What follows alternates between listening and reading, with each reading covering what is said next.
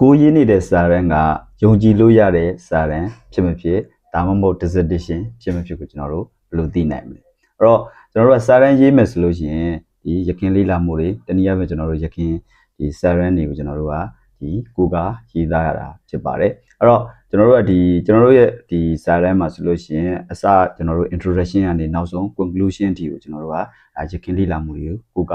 ရေးသားရတာဖြစ်ပါတယ်ဒီဥမာကျွန်တော်တို့ဒီ finding တခုကျွန်တော်တို့လေ့လာမှုကတွေ့ပြီဆိုလို့ရှိရင်ကျွန်တော်တို့ရခင်လေ့လာမှုတွေနဲ့နှိုင်းယှဉ်ပြီးတော့consistent ဖြစ်မှာဖြစ်ပေါ့တကယ်လို့consistent ဖြစ်ရင်လည်းဘာကြောင့်ဖြစ်တယ်consistent မဖြစ်ဘူးဆိုရင်လည်းဘာကြောင့်မဖြစ်ဘူးပေါ့ဒီလိုမျိုးကျွန်တော်တို့ကဒီ interpretation တွေ suggestion တွေကျွန်တော်တို့ကရေးပေးရတာဖြစ်ပါတယ်အဲ့တော့ကျွန်တော်တို့ကဒီလေ့လာမှုတစ်ခုလုပ်တဲ့အခါမှာကျွန်တော်တို့လေ့လာမှု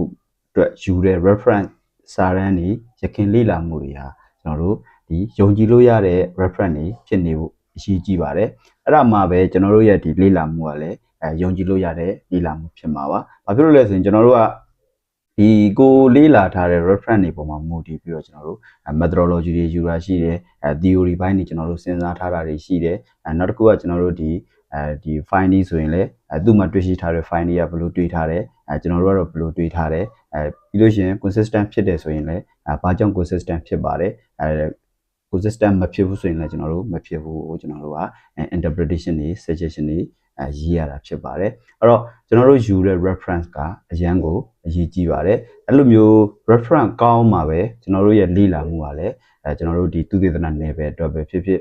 ကိုယ့်ရဲ့လေ့လာမှုကအတိတ်ပဲရှိမှာပဲဖြစ်ပါတယ်အဲ့တော့ကျွန်တော်တို့ကဒီ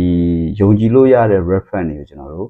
ဘယ်လိုရှာမလဲနောက်တစ်ခုကယုံကြည်လို့ရတဲ့ reference ဆိုတာဘယ်နေရာမှာရှိနိုင်လဲအဲ့တော့ကျွန်တော်တို့အလွယ်ဆုံးနဲ့မြင်သာအောင်ပြောရရင်ကျွန်တော်တို့ဒီ